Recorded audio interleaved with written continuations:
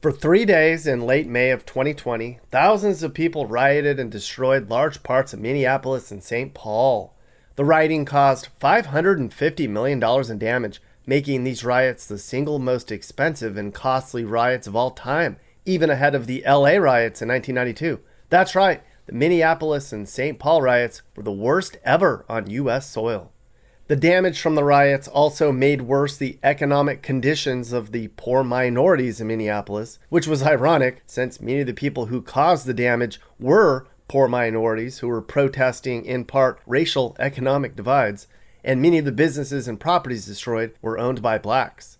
After the riots, many of the people went home, but their impact on the community has made sure Minneapolis will never be the same again.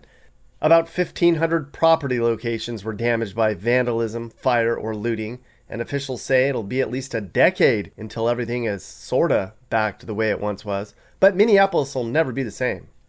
A lot of people left the city for good, worried about future problems just like this. A lot of the business owners just refused to rebuild, justifiably taking their life dreams to another Minnesota community or outside of the state completely. As of right now, less than 5% of businesses in many parts of downtown Minneapolis have reopened. So, what happened here? What's next? And how do we prevent this from happening again? The answer to the last one is we can't. Let's ask a knowledgeable Minneapolis resident those questions. He was there when it all started, and he says he's going to remain here to see what happens next. Okay, so right now we're going to talk with Michael Treat, who runs Condition Orange Preparedness in Minneapolis. Michael, you're a resident in Minneapolis. You were there when all this stuff went down. You've seen how the community has sort of tried to pick up the pieces, and I know you have some thoughts on what the near future is for Minneapolis. To tell people what you saw in those few days during all the riots in Minneapolis. You were down there. Yep. So I've lived in Minnesota 35 years, Minneapolis. Out of that, I've lived here in my current location about 13 years. When the George Floyd protests began the day after his passing, um, there was just something in the air that we're like, this is going to be different. And initially, the protests, it was just like a street party. There were like tents and kids and families and balloons and but then it kind of took a turn where people began to throw things at the police. They're going to respond like they're going to respond, and but then and it evolved to riots or protests start by day, and this stuff was so cyclical that eventually the riots. Then on the second day, that's when we started having full-on rioting, looting, burning of things again the next night, and then the third precinct fell when they were ordered to abandon it and leave. And yeah, we were pretty much on our own in the area here. If you called 911, good luck getting an ambulance coming out. So the National Guard came in. It took about a week to get order restored. But things have been very different since then, and a lot has changed. We have we have a lot of there's some strained relationships as was before, even more strained afterwards. And So there is a polarization going on, and then in the vacuum of that, we also have a high crime wave. There are those who are trying to do what they can to get the leadership to address it and do something about it. And that's on the citizen, the neighbor, the resident, the city citizen level. There is this old Minnesota culture where we deny things long enough, it'll just go away. Garrison Keeler had actually said that, like, yeah, if we just pretend it's not there and we ignore it, it'll go away and it'll get better. And it's like, well, and then there's other people who are like, no, you got to wake up to what's really happening. We have high crime, we have carjackings. And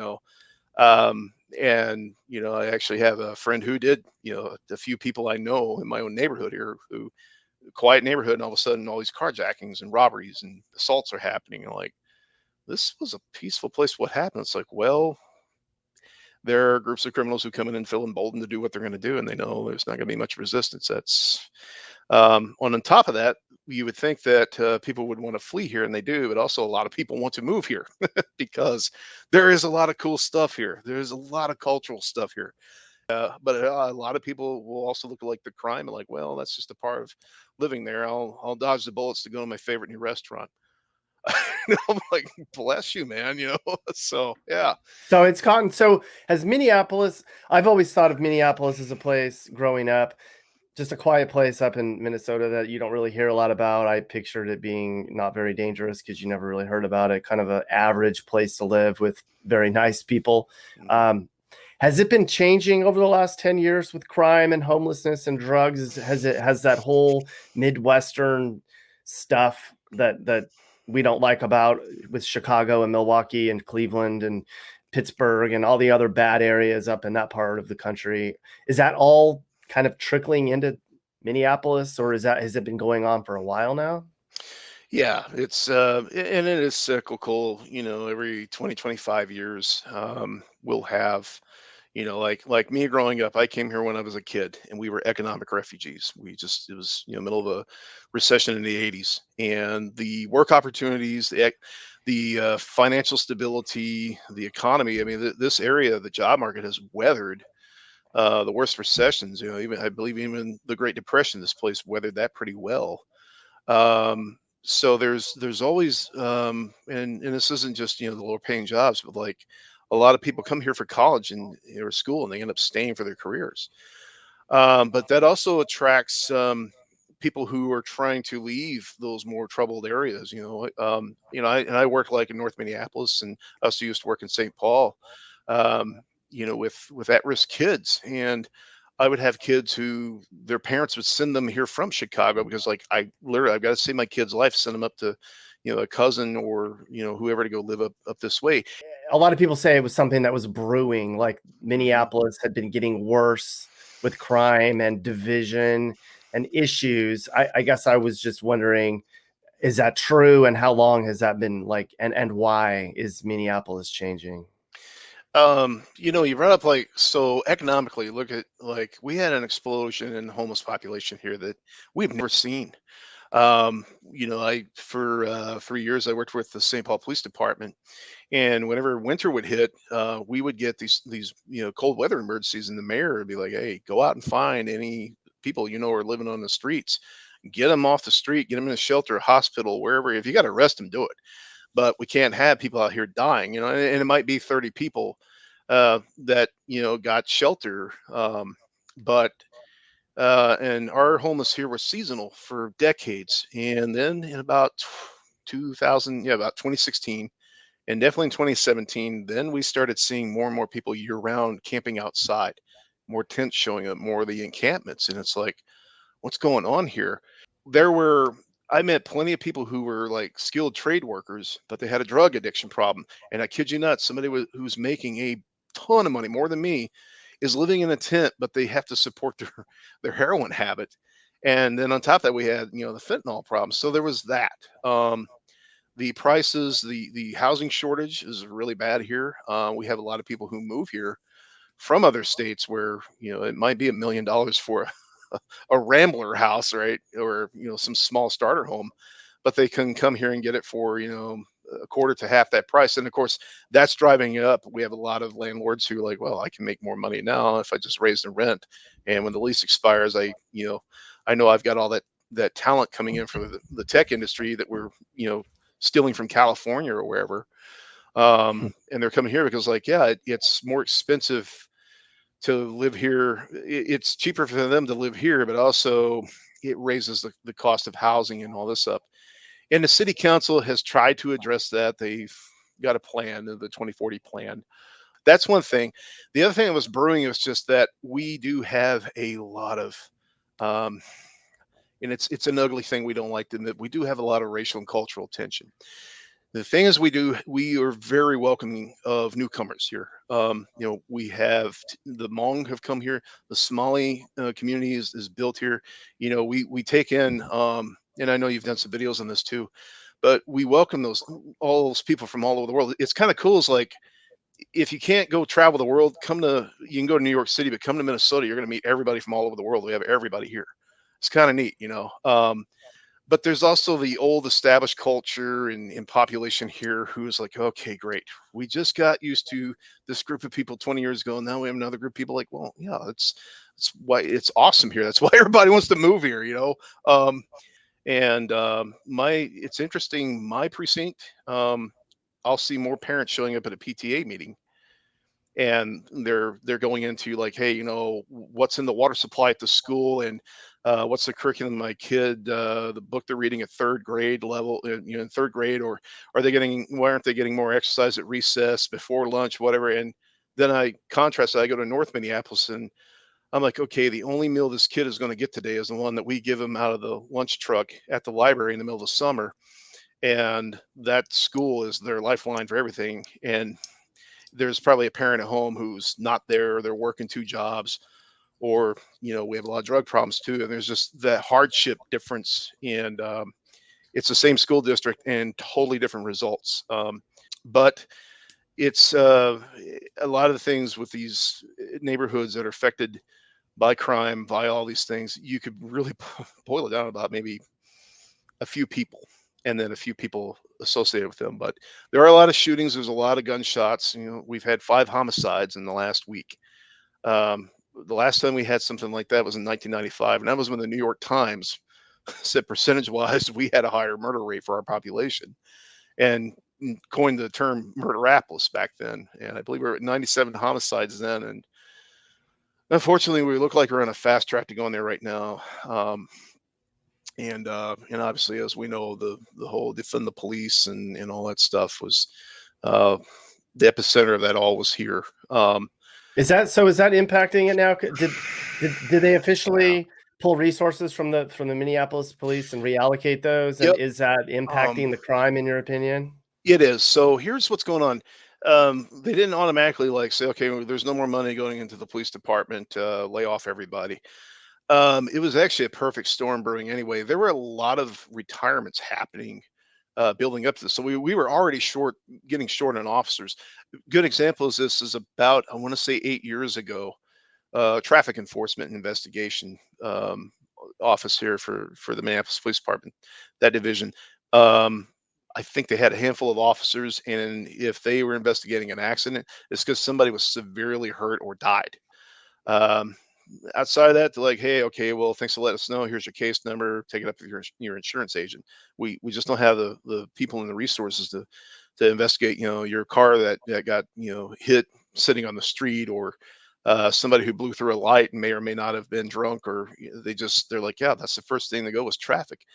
Um, and then we started having I know some investigators that were had been on, you know, that assignment for probably 2 decades.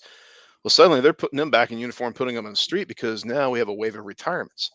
In the middle of the city council going out to Powderhorn Park on June 7th of last year, 2020, and making the declaration, 9 of the members, not the whole city council, but 9 members of the city council went out and did the whole at a rally and decried, you know, let's defund the police. In between that time and September, um, there was there were a lot of people who personnel who were eligible for retirement, and the city found out like, okay, if we just give them a bonus to go ahead and get them to retire earlier, it's gonna save some money. That was one thing there, so that depleted us even further. And then also, there's not a lot of people who want to go into public safety anyway, and that's not just law enforcement. Austin, Texas, got friends there. I think they have an EMS or EMT shortage of like 50%. You know, it's one thing not get a cop show, but it's another thing not get emergency medical to show up. Fortunately, our Why fire is that? department, Are they don't want not wanting to deal with the drama, the potential for backlash? Are they're not paying people enough? Are people is that industry shifted? Are more people going to school and not wanting to be EMT and cop? Like what? yeah. I know Um, it's probably a long answer, but is there a short answer to that? I don't know if it's, see, when, you know, I'm a different generation. I'm a Gen Xer. When, you know, I looked at law enforcement, because I was in it for a little while, and I actually was a corrections officer for on off for almost 20 years. But I have a degree in law enforcement. I've worked in law enforcement, but When I was coming up, it was, Hollywood did its great PR, campaign on us, and this is cyclical. We're probably going to start seeing a lot of cop shows to recruit people. In the '60s, Jack Webb did Adam 12 and all that stuff. And then in the '90s, I remember there were all these TV shows and movies and stuff, and it was attracting an archetype, but also it was a little different than the LA riots was the thing that was going on when I was coming of age in the law enforcement and choosing that career path. And a lot happened between the LA riots, the OJ trial, and then the North Hollywood shootout, I remember, and then Columbine. So in like a 7 year period of time while I'm going to school and getting that career, so much evolved in this country. And we're going through that right now, just as we saw in the 60s. But the other thing is, like, there are better ways to make money than to put your life and your freedom, like, because now that's the thing. It's like a lot of officers are not going to want to use force. They're the cops I know here in Minneapolis, St. Paul, for the last 5 years at least. They're like, yep, we're not going to be doing any jump outs on guys hanging on the corner who we know are out there dealing drugs or they're doing gang activity. We're just not going to jump up in there unless they do something and we get called out to it. We're not going to pull over people who have expired tags or any of these little scofflaw things, because, like, it's just not worth the extra risk of walking up and that gets turned into something, evolves into something bad or worse. And then and having a couple of high profile shootings involved with that stuff. This is also the day and age of everything's on video and Yeah. yeah. So it's and again, it's like the pay for the amount of hours and work and all this, and you don't have much of a life when you're doing it. And it's like, it's hard enough right now to get anybody to even go wait a table, let alone who wants to be a cop. And but the downside of that is this: the people who do want to do it, we have to start screening and vetting them more, because again, why would someone want to do something where your freedom, your reputation, your life is on the line and you don't have full support of the people? So how has Minneapolis changed since the riots? I'm reading most of the businesses are not back. Most are not coming back, or many are not going to come back. People are just like, either they can't afford to reopen or they're just moving away because they don't want to deal with it. How has Minneapolis changed since then? There's um there's a lot of long time established businesses that did shut their doors, just simply, well, because one, the COVID restrictions. That was totally unprecedented there. The ones that have started to be able to fully reopen, obviously they have the labor shortage, and that's, anybody watching this knows that that's a complex issue right there. Um, I know some in my own neighborhood here, there have been a couple who have reopened, and they're like, well, I have been robbed so many times this week. I don't know. It's just not even worth it. But I'm in bed with the bank on this. Um, we did have some trouble a couple months ago over in the Uptown area, which is a really nice area. It's a retail and entertainment district. It's about 2 miles south of downtown. Pretty affluent area around there. That's an area that was, I used to live over there when it was artists and people looking for cheap rent to pursue their passion. And there might be a few off-campus students, who lived over there. And now it's like $500,000 condos and things like that. And there was an Apple store over there, and when that closed, this is before the pandemic, that flagship store really put a hole in that whole area. But we had an officer involved shooting over there in June, and that had daily and nightly protests, and they were trying to create an occupied space like George Floyd Square, which is less than 2 miles from where I live. Um, and every night it was light dumpsters on fires, trash, windows, graffiti buildings, and get arrested or ran off. And then it opened it up to the sliders, the street racers, burnouts. They call themselves sliders. My understanding is that all started out, that whole culture of that started out in Oakland, but it's all over the place. I have a cousin out in Portland, Oregon, who was like, "Yeah, it's a problem here too." So it's a thing where the protests, the occupation, and then the police are stretched thin anyway. right now, during that whole thing, if they called in the police, they're like, well, we're not showing up unless we have 20 something officers to go into that area. If you're in that area, get out of that area. Just like during the riots, like, hey, if you're inside that area in the third precinct where there's rioting going on, the National Guard hasn't showed up, or they are here, and you've got shooting and things going on around you, then leave that area if you can. Otherwise, hunker in until it's over. And that was kind of the case in Uptown. There, they had a much better, response on it, but also the National Guard was on standby again for a third time to come into the city. The Chauvin trial, and that was going on. We had, 3 phases of what was called Operation Safety Net, and there was it built up to National Guard soldiers being paired up with the police stationed on corners. So it started looking a bit like a third world country around here. Um, but yeah, it's the other thing too is like people have started tribing up on social media. So we have people who are like pro police, anti crime, and it's not that there's anti police, pro crime people at all. Um, but there's people who are kind of like, yeah, there's a lot of stuff that hasn't been addressed for a long time, and just that fuel was there for years.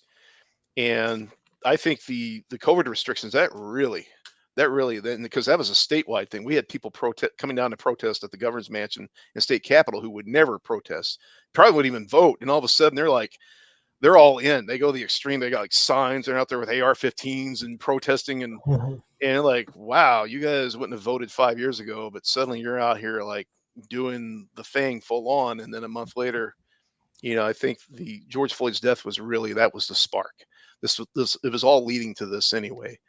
Um, so I think what it was, finally, it was just this bottled up stuff, and everybody just suddenly got it off their chest.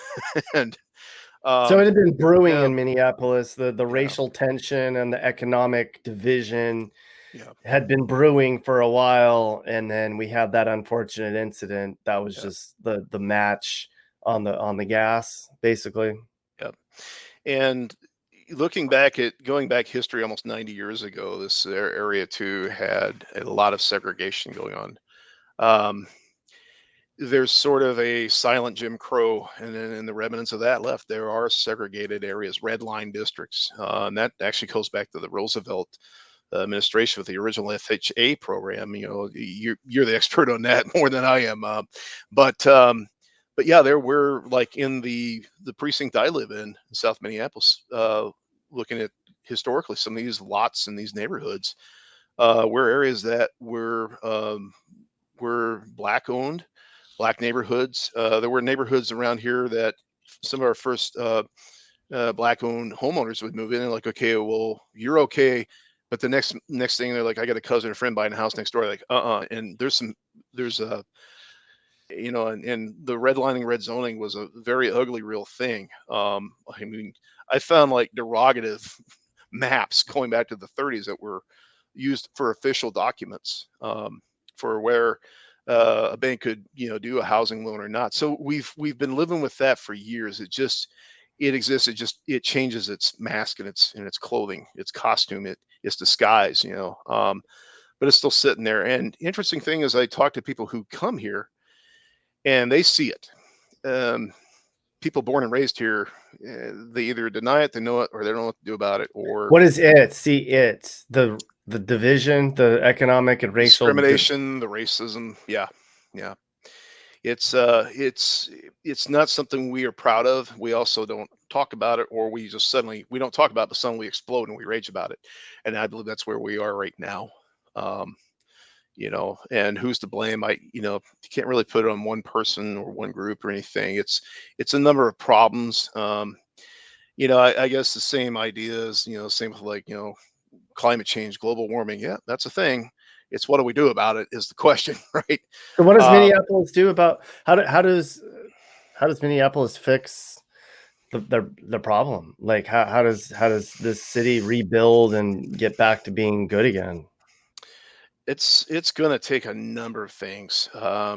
Right now in the city, I'll speak for Minneapolis.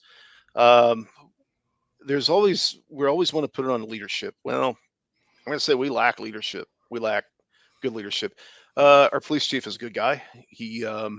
I think, I'm glad he's staying on board. I do not envy him at all. Chief Rondo is a good, in that capacity. We have a great sheriff here too. Um, and but Our mayor, there it's 50-50. Uh, he didn't get his party's endorsement, my understanding. And there's also the generation, the current city council we have in now. Most are activist artists, but it's they're gonna, most of them are looking probably getting replaced, and we get more people replace them again. I believe that was the case in Portland too. It's like, yeah, every 4 years you get somebody new coming in. Um, all while we complain about career politicians, right?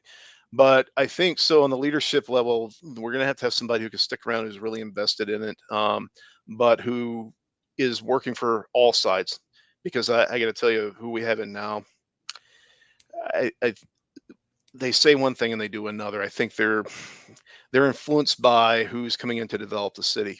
Um, and it's some of the same things we saw in the 30s here, just in the research I saw, which was like, yep, that means we're going to have to push out somebody else to let somebody else come in, and we're going to make a lot of money off of it, but we'll just, it's development corruption. So there's that. I think too,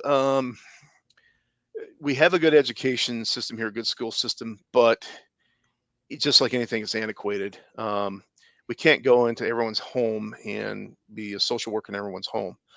It's just not going to work. But I think I think we there's some things that we have been doing that do still work to this day. But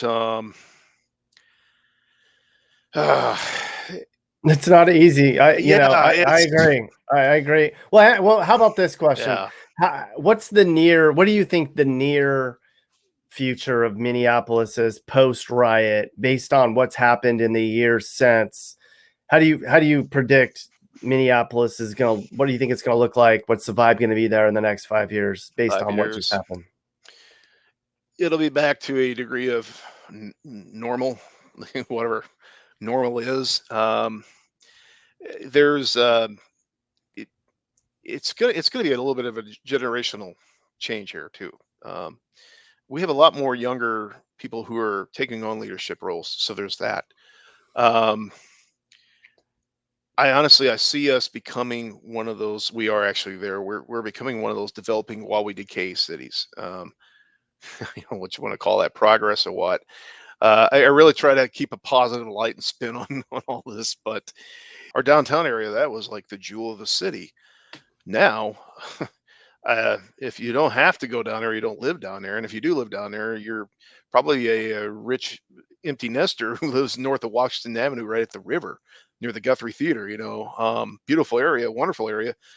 But I talk to people who live there, like, yeah, I park my car in the garage. I don't set foot outside my own building, man. You crazy? Yeah, You don't sound optimistic about the near term future of Minneapolis, whether no, it's the folks that aren't able to get all these new jobs, the lack of available workforce, the downtown's pretty jacked up. It may not be recovered for a while.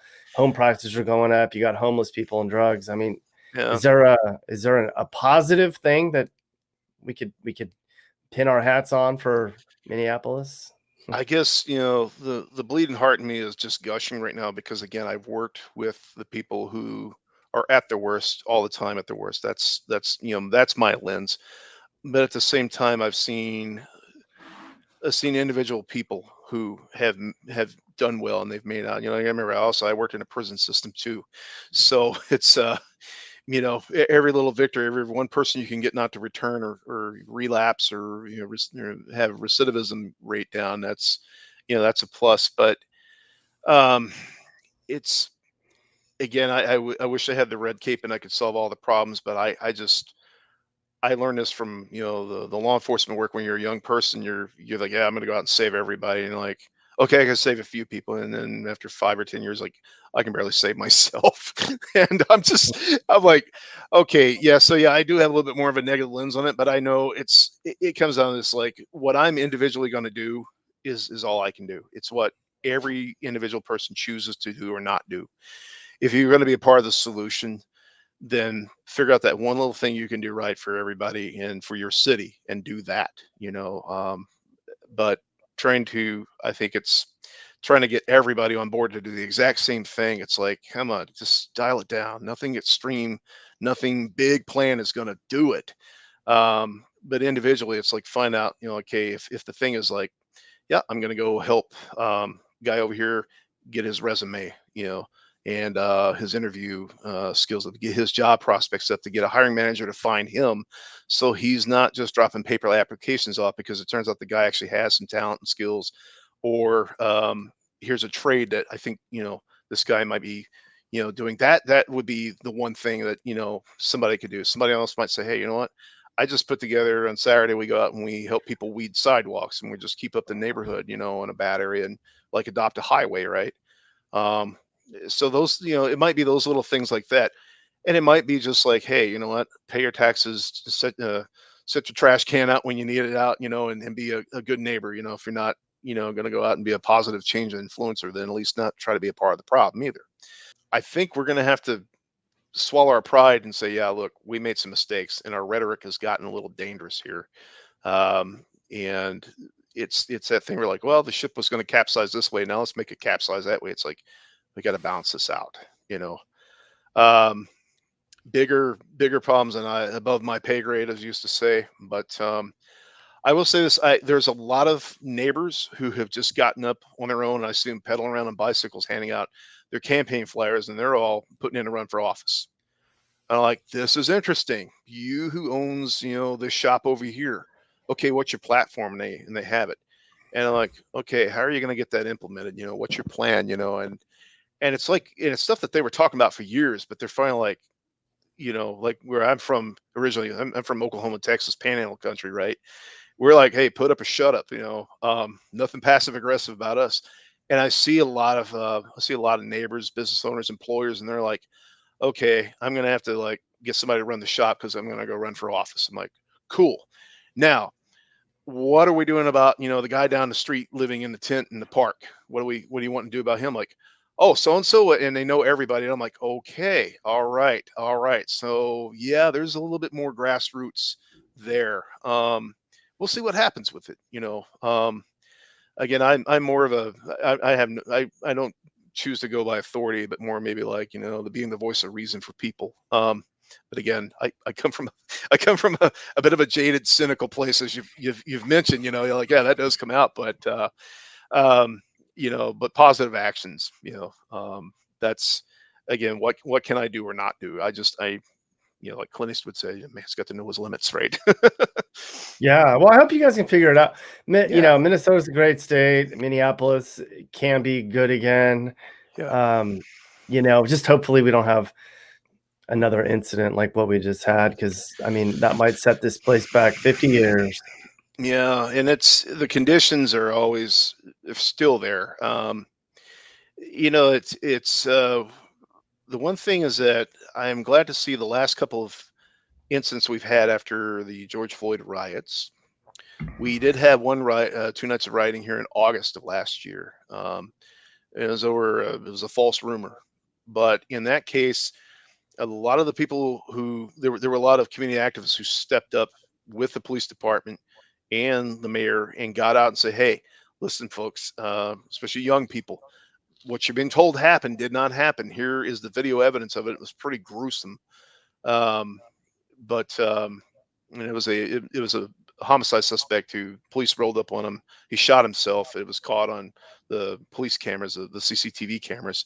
And for a couple hours, the Minneapolis Police Department and the city said, "Okay, we got to release this footage just to show them, hey, look, this guy shot himself. Our officers didn't." I- You know, it didn't really matter because there were still young people going down, looting and and rioting downtown right after that. But um, it was the first time where we really started saying, hey, a couple days after the National Guard showed up too, I think this is where it really began, was where we had more people involved in the community who were like, hey, stop looting, stop rioting, stop this stuff, protest, yeah. And hey, let's think about like working past this, in case the next time this comes up, we got to be out there to get in front of it too. Um, during the And the uptown uprising over the summer too. Same thing. It was that we've had a lot more of the older people come out who had been around, who had done protesting in the 60s and in the 90s. Again, cyclical every 25 years, but it's not a law enforcement solution. And even law enforcement, we say that's like, yeah, all these laws don't mean nothing unless people comply with them. And the Mm-hmm. saying that civilization's a thin veneer. Yeah, that's true. If there's nobody there to hold somebody accountable, why should I follow the law? Well, what do I gain or lose from following that law? So it's not going to be a law enforcement only solution or problem, but there has to be some security in a community in order for all the other progress on that stuff to happen. I think too, though, everybody always looks at the police because that's the one that wears a uniform. Nobody walks up to the sewer, the trash guy, and like, hi, my cat's up the tree, or I'm having a problem with my kid, doing his homework, or and again, it's like, what do we want our cops to be doing? I can tell you a lot of guys who are still on the job. I know, like, oh, good, they're gonna have social workers come out and handle some of this stuff. Awesome. If we can get them out of the office, we'd love to Yeah. have them out riding with them, yeah, with us. They're gonna be able to do some things that don't know how to do. I don't have that degree. I don't have, I care. I just don't have that capacity or the skills to do that. So yeah, it's I've seen more librarians do good policing than I have police officers, and that's not saying that they're just able to handle um, they're able to handle certain needs that the police can't. Mm-hmm. So that then it's going to have to we're all going to have to wake up to that. What do we want our cops to do, and what are we going to do to support that ourselves? That's my big philosophical thing on that.